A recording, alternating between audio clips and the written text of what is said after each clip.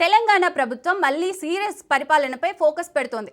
రైతు భరోసా సంగతి తేల్చేందుకు రెడీ అయింది. ఇవాల్టి నుంచి అధికారులు గ్రామాల బాట పడుతున్నారు. రైతు భరోసా సర్వే జరుపుతారు. మరి రైతులు ఏం చేయాలి? మనీ మిస్ అవ్వకుండా ఏం చేయాలో చూద్దాం. తెలంగాణ ప్రభుత్వం ఏ పథకం అమలు చేసినా ఖచ్చితమైన గైడ్ లైన్స్ విడుదల చేస్తోంది. వాటిని సరిగ్గా అర్థం చేసుకోకపోతే లబ్ధిదారులు పథకం ప్రయోజనాలు మిస్ అవుతారు. ఇప్పుడు రైతు భరోసా విషయంలో అదే జాగ్రత్తతో ఉండాలి. ఈ పథకాన్ని జనవరి 26, 2025న ప్రారంభిస్తామని ప్రభుత్వం చెప్పింది కదా. అందువల్ల ఇవాల్టి నుంచి రైతు భరోసా సర్వే చేపడుతోంది. ఈ సర్వే ద్వారా అర్హులైన రైతులను గుర్తిస్తారు. అలాగే ఎన్ని ఎకరాలకు రైతు భరోసా మనీ ఇవ్వాలో డిసైడ్ చేస్తారు. కాబట్టి రైతులు ఇవాల్టి నుంచి 10 రోజులు అప్రమత్తంగా ఉండాలి. లేదంటే వారికి డబ్బు రాకపోవచ్చు. రైతు భరోసా పథకం కింద రైతులు, కౌలు రైతులకు ప్రభుత్వం సంవత్సరానికి ఎకరానికి 12,000 చొప్పున ఇస్తామని చెప్పింది.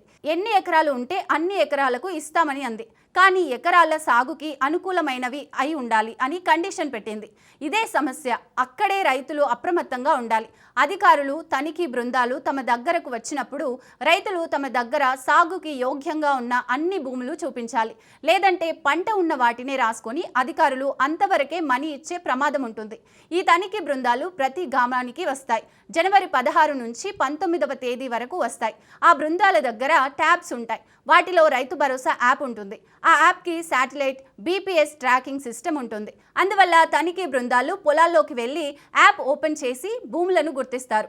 అలా అత్యంత ఖచ్చితమైన పద్ధతితో ఈ సర్వే జరుగుతుంది. ఇలా సర్వే చేసిన తర్వాత ఈ తనిఖీ బృందాలు పూర్తి వివరాలను యాప్లో నమోదు చేస్తాయి.